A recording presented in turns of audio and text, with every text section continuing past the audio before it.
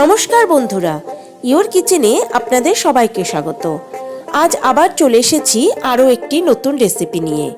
আমার আজকের রেসিপি চিতল মাছের ঝোল। গরম ভাতের সঙ্গে এই চিতল মাছের ঝোল খেতে দুর্দান্ত লাগে। তবে চলুন দেখে নেওয়া যাক আমার আজকের রেসিপি চিতল মাছের ঝোল। আমি নিয়েছি 4 পিস চিতল মাছ, আর মাছগুলোকে খুব ভালো করে ধুয়ে পরিষ্কার করে নিয়েছি। এর মধ্যে দিয়ে দিলাম কিছুটা নুন, আর দিয়ে দিলাম খুব সামান্য পরিমাণে একটু হলুদ গুঁড়ো। নুন আর হলুদ দিয়ে মাছের টুকরোগুলোকে খুব ভালো করে মেখে নিতে হবে। এবার মাছটাকে 15 মিনিটের জন্য রেখে দেবো। মিক্সার গ্রাইন্ডার জারের মধ্যে নিয়েছি দুটো মিডিয়াম সাইজের পেঁয়াজ। এবার এই পেঁয়াজগুলোর আমি একটা মিহি পেস্ট তৈরি করে নেব। প্যানে দিয়ে দিলাম সর্ষের তেল। আপনারা সাদা তেলেও রান্নাটা করতে পারেন। তেল গরম হয়ে গেছে, এবার এর মধ্যে আমি দিয়ে দেব মাছের পিসগুলো। মিডিয়াম ফ্লেমে মাছের পিসগুলোকে খুব ভালো করে ভেজে নিতে হবে, তবে বেশি ভাজার প্রয়োজন নেই। মাছের পিসগুলো ভাজা হয়ে গেছে, এবার এগুলো আমি তেল থেকে তুলে নেব।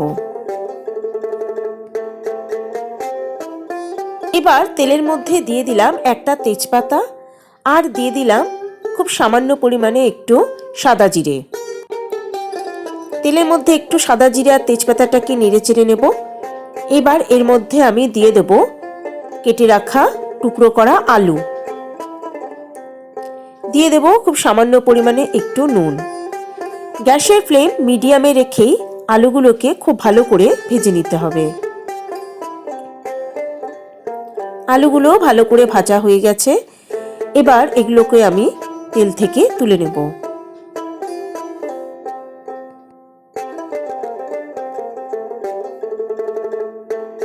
এবার ওই তেলের মধ্যেই দিয়ে দেব পেঁয়াজ বাটা।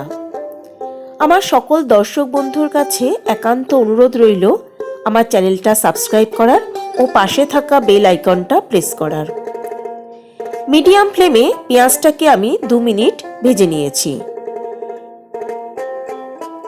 এবার আমি দিয়ে দেব দুটো মিডিয়াম সাইজের পেঁয়াজ কুচি। এবার এর মধ্যে দিয়ে দেব খুব সামান্য পরিমাণে একটু নুন। গ্যাসের ফ্লেম মিডিয়ামে রেখেই পেঁয়াজটাকেও ভালো করে একটু ভেজে নিতে হবে।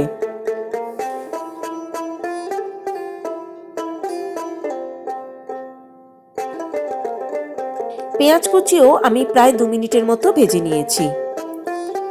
এবার এর মধ্যে আমি দিয়ে দেব আদা বাটা, আর দিয়ে দেব রসুন বাটা।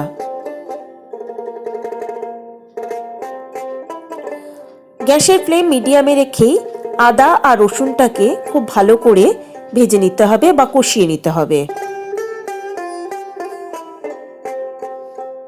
প্রায় 2 থেকে 3 মিনিট আমি ভালো করে আদা আর রসুনটাকে কষিয়ে নিয়েছি, আর এর থেকে কাঁচা গন্ধ চলে গেছে। এবার এর মধ্যে আমি দিয়ে দেব সামান্য পরিমাণে হলুদ গুঁড়ো, দিয়ে দেব জিরে গুঁড়ো, দেব ধনে গুঁড়ো, কাশ্মীরি লঙ্কার গুঁড়ো, আর দেব লাল লঙ্কার গুঁড়ো। এবার এই সমস্ত মশলাকেও খুব ভালো করে কষিয়ে নিতে হবে, আর এই সময় গ্যাসের ফ্লেম থাকবে একদম লোতে।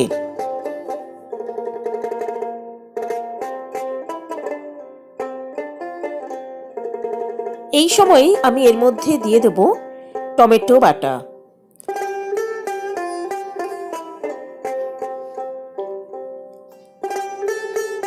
খুব ভালো করে টমেটোটাকেও ভালো করে কষিয়ে নিতে হবে।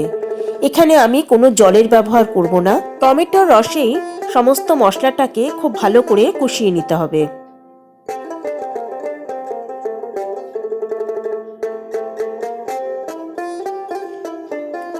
প্রায় 3 মিনিট আমি মশলাটাকে খুব ভালো মতো কষিয়ে নিয়েছি।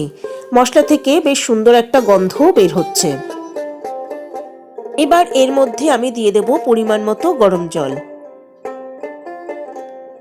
আর এর মধ্যে দিয়ে দেব প্রায় 2 চামচ পরিমাণ আমি নুন। নুন আর ঝালের পরিমাণটা আপনারা আপনাদের নিজস্ব স্বাদ অনুযায়ী দেবেন। খুব ভালো করে সমস্ত কিছুকে মিশিয়ে দিতে হবে। এবার এর মধ্যে আমি দিয়ে দিলাম কয়েকটা কাঁচা লঙ্কা। এবার এটাকে ঢাকা দিয়ে হাই ফ্লেমে ভালো করে ঝোলটাকে ফুটে উঠতে দেব। ঝোল ভালো করে ফুটে উঠেছে।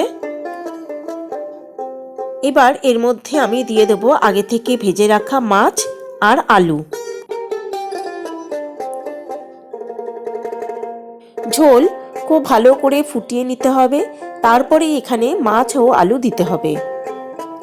এবার এটাকে আবার ঢাকা দিয়ে আমি আরও কিছুক্ষণ সময় রান্না করে নেব। মিনিট 5-7 পরে ঢাকনা খুলে আমি এটাকে একটু হালকা হাতে নেড়ে দেব।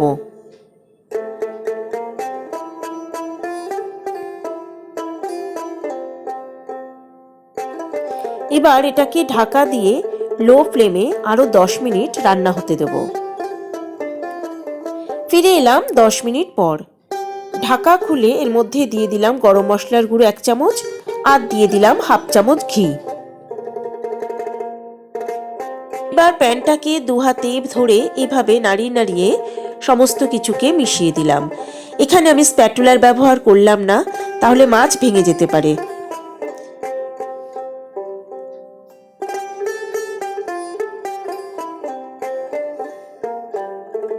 এবার আমি গ্যাসের ফ্লেম বন্ধ করে দেব আর এটাকে ঢাকা দিয়ে আর কিছুক্ষণ সময় অপেক্ষা করব, তারপরে সার্ভ করব।